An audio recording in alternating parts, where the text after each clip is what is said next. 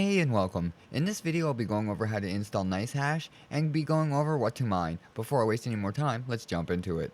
To get started, let's jump over to nicehash.com. Once we're on this here page, we can click start mining, but I suggest just logging in to skip a step because you are going to need to have an account to be able to access the download page. So when you click start mining, it should pop up to a register or create account. So make sure you fill this here out before you go any further.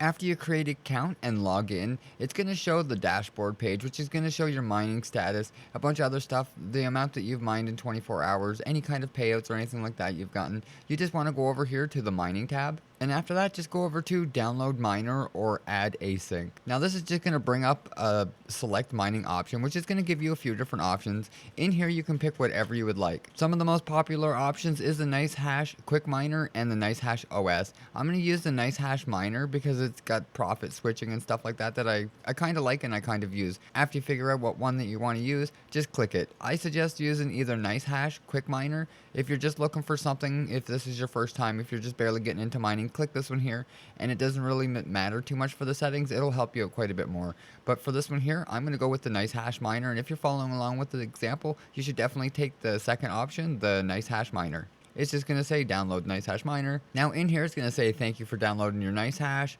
If you have problems downloading nicehash, you can click try it again, and then it's going to say use this here address while setting up the miner. Don't give this here to anyone else. Don't show it to anyone else. This is something you're going to need once nicehash is installed. This is going to be your wallet address.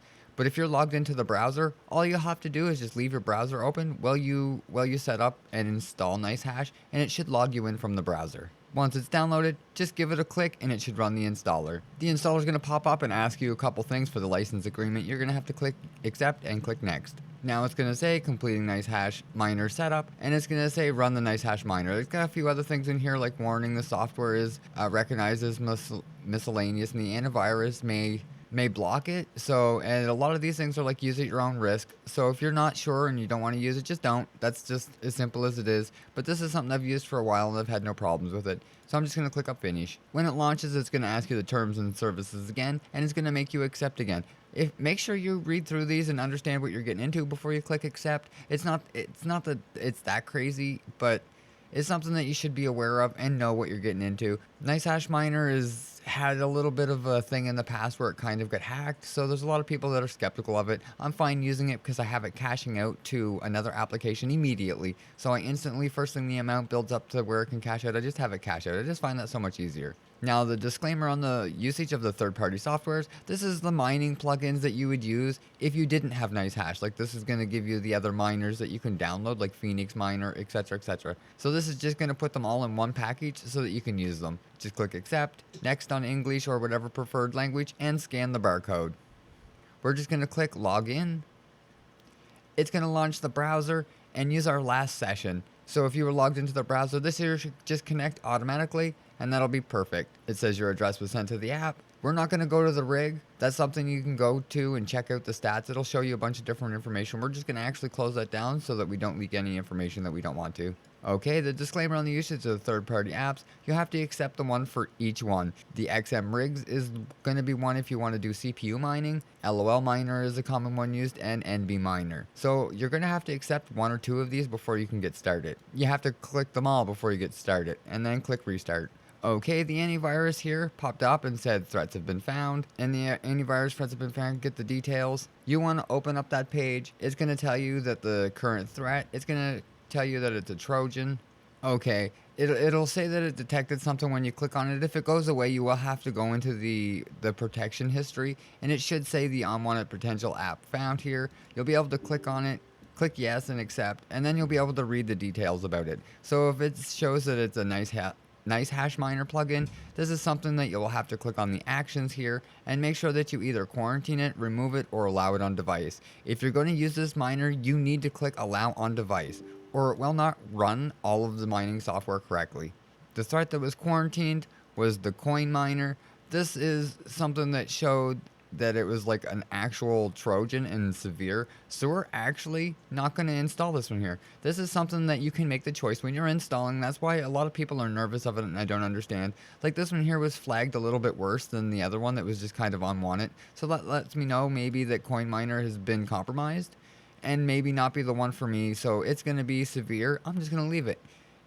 If you do want to have better results, though, you can click on actions and allow it as well. But I'm not going to for this example. I'm just going to allow the one that I know I want. So this is the one that I want. I want the coin miner MTB. We're just going to leave it from there. It will only flag the one, so we're good. Once you allow it, you have to make sure that you go in here, click the actions, either restore, add, or remove. Now that that's said, I'm just going to click the X here and go back over here. Now this is going to have to do a few things before you get started. And you should download, at this point right now, you should stop everything you're doing and download something that you're using for overclocking. So if you use Afterburner or something like that, definitely download it now so that you have it available. For me, I'm going to use just the one that came on my machine when I bought it. It's just going to be my Asus. It's got a 3080 Ti in it. And what I'm going to do is I'm probably going to underclock it quite a bit because it gets very hot very fast. Okay, once you have the set clocks that you want, I just turned mine all the way down because I do not want this one here to get hot. And you'll go over here, and now when you click start mining, the first thing it's going to do is go through the benchmarks. So in advanced, you can go here and click on the benchmarks and see what ones are available. So it says that there's 2 for your processor. I'm going to turn that off because I do not want to mine on my processor. So you can turn on your CPU or turn off your CPU. That's your choice. It'll gain you a couple more cents, but it's not really worth it, in my opinion, for burning out a CPU. If this is your gaming PC and you're just using nicehash to make a little bit of money, your graphics card on the settings that I have right now, all down low, fans up super high, like you're not going to really burn it out before your CPU. I think you're going to go through your CPU, motherboard, things like that. They're going to go actually first, not actually due to burning out. I actually think you'll lose something due to age first, as long as you're looking after it and running it at correct temperatures and make sure that it doesn't get up over 70, 74, 75 degrees is very safe. Once you have everything set though, and you see the benchmarks, you can go through again and check on it and click the ones on and off that you want, and then just go here to either start mining, or you can actually start the benchmarking here if you want to, just to see how well your card can perform. You can just do the benchmark. We're going to go back here and just click start. At this here point, if you weren't capable of getting this here to automatically connect to your browser, all you'll have to do is click on the cog. The first option in the settings is your wallet address. You'll just have to paste it in there or log in here. That's just something I did notice a couple of people run across in the community. And if you do run across a problem, you just click on this here cogs here, and it's the very first option on the list. I'm not going to click on it so I don't leak any information. You'll be able to go here and watch the benchmarks as they go, check their speed, and check out the BTC they make for every 24 hours. So this is something you'll be able to get a pretty good general idea of before it ever even gets started if you just want to benchmark it. But what I'm going to do is I'm going to let this here benchmark, and I'll be back in a moment. Okay, and a pop-up came up there during the middle of the benchmark. For one of the miners, you needed to allow it to have access, so it's a good idea to sit here and watch your benchmark for 2 reasons. So that you can click the accept when it runs across each miner, and so that you can make sure you watch your temperatures to make sure they're not getting too high. Another thing to use is hardware monitor, where it'll actually show you the junction temperature of your video card. I know that this one here is not going to be too high, set all the way down, so I just turn down the settings as far as I can go, and we'll just set it back to default when I'm done. So I find it very easy for me where I'm doing the example, but I would definitely not rely on the stats coming into like Afterburner or GPU tweak. I would definitely use something like hardware monitor. It's a lot more accurate. Okay, and first thing it's done benchmarking, it should pop up with the window and start mining. And that's pretty much all there is to it. You can look through here and see what ones did better than the others. Like you can see 2,000, 1,700, but you can go up here to 1,000, 1,000. So you can turn off the ones that do really bad or re-benchmark it. What I would suggest is re-benchmarking it a few times and writing them down and finding out what ones are doing the best for you and only turning those ones on so that you're not wasting your time on a bunch of these other ones if it accidentally switches. So the smaller you make this list, the better. We're just going to leave it like this for today because if you're just getting started, bam, you're going, you're getting coins, you're started. And all you needed to do was really just install the software and click start. Now there is a few things that I do suggest. After you're to this here point, you should stop the miner. If you have like overclocking software like GPU tweak, what you can do is on the profile, when you set things way down, you can just save as a new. So when you turn them all down, you can save as new and create other profiles. So that's one thing I suggest is coming into your overclocking software and creating a profile for your mining and then profile for your normal use. So you'll be able to switch it back and forth and just click apply. When you want a game, you just turn on your gaming one, and when you want to mine, you just turn back on your mining one, so that all the fans set correctly and everything, all the speeds are correct, and you're not overheating your GPU.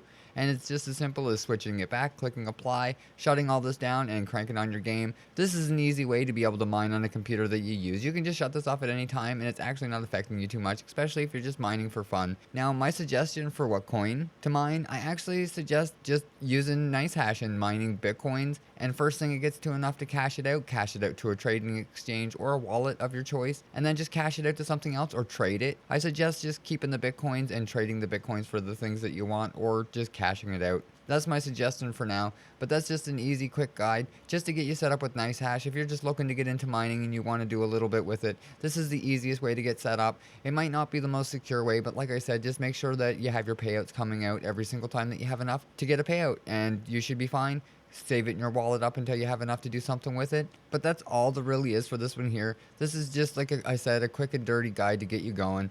After that, just you can close it down and start it up when you want. So I hope you find this here useful, but I'm going to sign off on that there note.